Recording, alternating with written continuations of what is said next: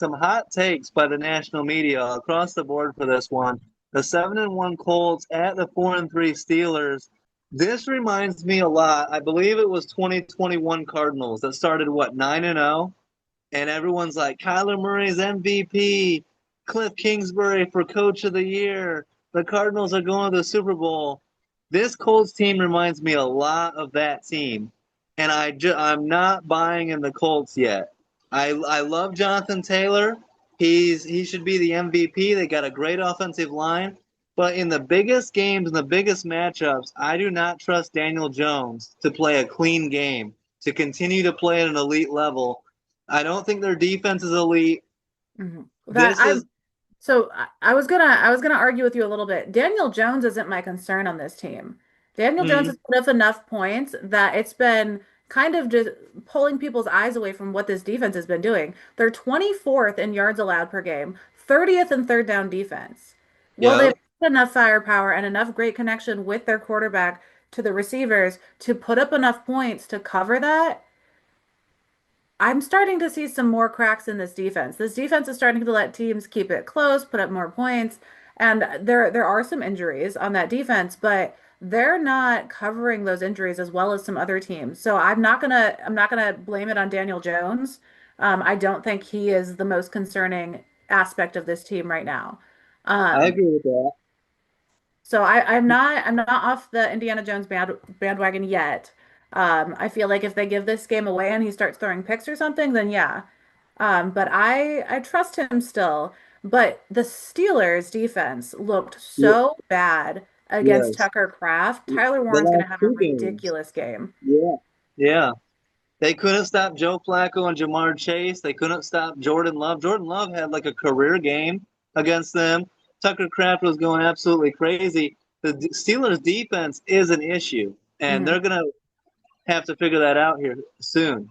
Yeah, and now they're facing the number one tight end in the league. After last week, Tucker Kraft made him look idiotic. Like he was Yeah. wide open on some of those. Like he leads all tight ends in the league with 492 yards against the 30th Crazy. ranked. Like, oh, I think it's going to be ugly. Well, that's what everyone's saying. The national media is saying that the Colts are going to smoke them. I'm here to tell you, don't buy into it. And sometimes it doesn't make sense. Sometimes you're Oh, like everything says Colts, but trust in two things. Trust in Mike Tomlin and trust in Aaron Rodgers. They're going to come ready to play in this game, and I think the other leaders are going to step up. Cam Hayward, mhm. TJ Watt, hopefully Alex Highsmith, right? Um, I just think the Steelers are pissed off. They're on Yeah, a as they two-game should be. losing streak. They can't allow that to snowball in the three games. This is a terrible matchup at the worst time of the year right now to deal with this Colts team coming in red hot. But give me the Steelers to get this win. They're at home, right? They're at home. They can't afford a three-game losing streak. I don't know exactly how it's going to happen or what it's going to look like, but I'm predict the Steelers are going to win this game. So let me circle back real quick. When I said it's going to be ugly, I specifically mean the defense against Tyler Warren. I'm not saying that their offense won't do enough to counteract that.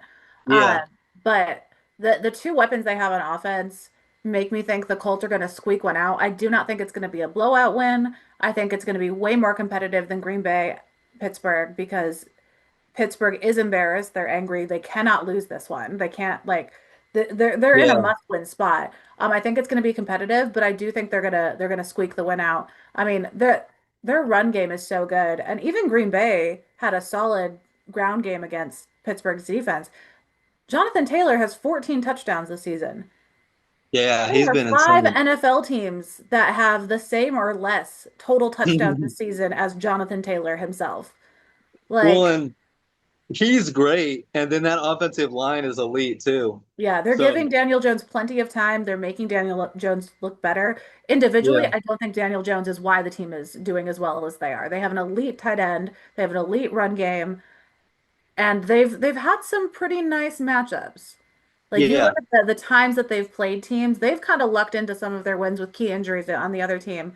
But I do think the Colts will win, but I wouldn't be shocked if the Steelers won. I am completely ignoring whatever the media says because The media seemed to have picked the Steelers to beat Green Bay last week too, and Yeah, I think the media forgets very quickly. You know, yeah. they're such a week to week. They'll ride whatever's happening, and they were all over the Steelers nuts at 4-1, and Hmm. now they're pronouncing them dead at 4-3, and it's like, let's pump the brakes here.